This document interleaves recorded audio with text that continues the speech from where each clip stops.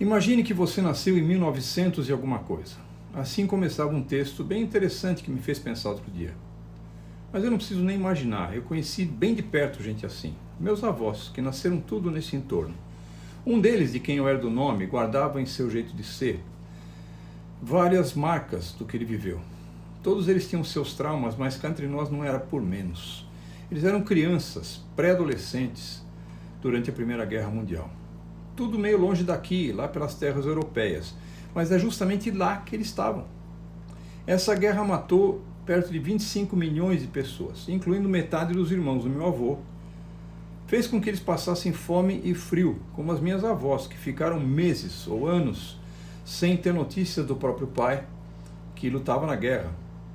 Fazendo uma mera comparação, esses 25 milhões de mortos correspondiam mais ou menos a um Brasil da época, que naquele tempo não passava disso de habitantes. Não bastasse a guerra, logo depois vem a gripe espanhola.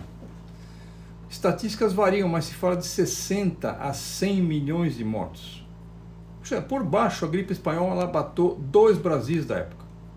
E aí, em meio a toda essa confusão, eles, adolescentes, jovenzinhos, migraram e vieram parar no Brasil, chegando por aqui em meio aos anos 20. Vida nova, novos desafios, reconstruir tudo em meio ao enfrentamento das doenças tropicais. Os meus avós perderam irmãos por malária e tifo, também contraídos por eles mesmos. Um deles morreu nessa época, e disso. Outros sobreviveram. Perderam filhos por meras disenterias. E tudo isso em meio a uma grande depressão que começou em 29 e durou mais alguns anos de recessão, desemprego. O Brasil sofreu essa depressão um pouco mais de perto, com a crise do café.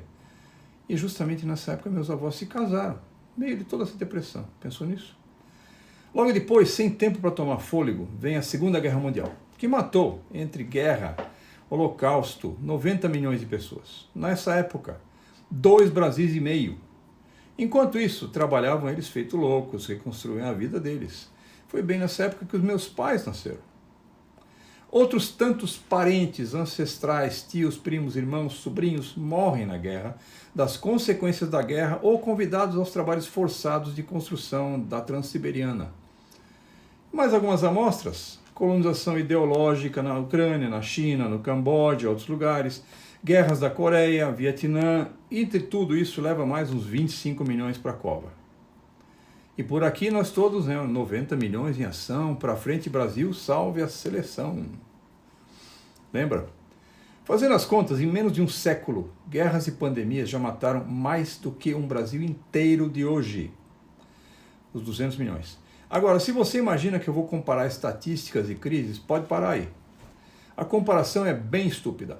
Se hoje as guerras são mais cirúrgicas e matam bem menos, também são mais danosas ao ambiente e a toda uma economia mundialmente conectada.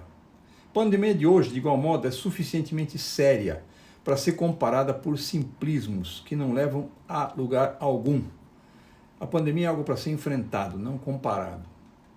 O que eu quero dizer com toda essa história que me é tão pessoal? Que tipo de lição eu tento tirar de tudo isso? Bom, sei que os meus avós viam a vida e o mundo de um modo totalmente diferente do que nós vemos. Nós crescemos e vivemos em uma redoma de razoável paz e tranquilidade, se comparada ao que eles viveram. Eu me lembro de rir dos traumas deles, menino. Pensávamos, sabíamos que eles tinham medo de sombra. Eles tinham medo de barulho de avião, porque lembrava a eles os bombardeiros. Que vergonha que eu tenho de ter brincado com isso um dia. Sempre fiz pouco dos alertas da minha avó, dizer: não deixe nada no prato, menino, amanhã pode não ter mais. E hoje, enquanto isso, saímos todos feitos idiotas, correndo para comprar álcool gel, papel higiênico, estocar comida, né? Hoje quase eu posso ouvir meu avô dizendo com seu sotaque: riam, filhos, riam, nem queiram saber o que é guerra, peste, fome. Enquanto isso, nós ficamos por aqui, cada qual recluso no seu cantinho, com medo do vírus da vez. Ficamos sem saber o que fazer, pois o nosso 220 não será nem de perto como nós o planejamos.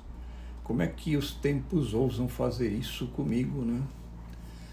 Ficamos horas rolando os feeds de uma rede social repleta de chororô de uma turma de mimizentos. Desesperados por não saber para onde ir, buscamos achar algum culpado, como se isso pudesse atenuar a nossa situação ou fragilidade diante de um vírus invisível que pode até sair com água e sabão, mas ninguém é capaz de achar uma vacina ou achar um remédio. Nós vemos o poder brigando por mais poder. Assistimos a um verdadeiro, ridículo e mórbido baile de aflitos. Isso quando não nos candidatemos para ser parte dele. Nossos antepassados viveram um sem número de crises, agiam e se festejavam como sobreviventes. Festas de aniversário tinham para eles um sabor que só agora, depois de mais velho, eu entendo qual era. Eles sobreviviam. Sabiam, faziam a hora, não esperavam acontecer. Mudaram de país no meio de pandemias e guerras, tomaram decisões drásticas de vida, construíram seu castelo sobre as ruínas dos castelos recém-destruídos. Choraram seus mortos, festejaram-se vivos, fizeram seus filhos, fizeram sua vida. Mas eu não me lembro deles reclamando do governo, do Congresso, do Judiciário, ou acusando alguém, sei lá o que, quem pensa diferente. Eles não se davam tempo para isso, não tinham tempo para isso, não perdiam tempo com isso. Ouviam a música que estava tocando, ainda que fosse triste e trágica, mas saíam para dançar.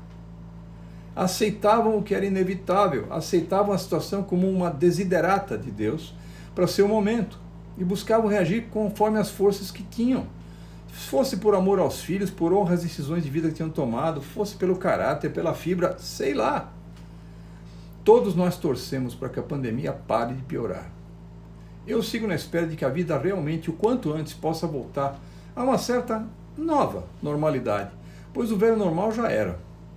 Boa parte do nosso recente passado já era, não existe mais, e o que nós vamos ser a partir de agora depende das nossas decisões de retomada. Eu não sei você, mas é por esse honrado espírito de reação que eu recebi dos meus antepassados que eu tento pautar hoje as minhas reações. Chega de besterol de rede social, chega de polarizações, manifestações inócuas. É hora de reconstruir o que nos sobrou. Que Deus nos mostre o caminho. E cá entre nós, se eu me vejo no meio das lamúrias, eu fico dizendo para mim mesmo, vai trabalhar, ô mimizento.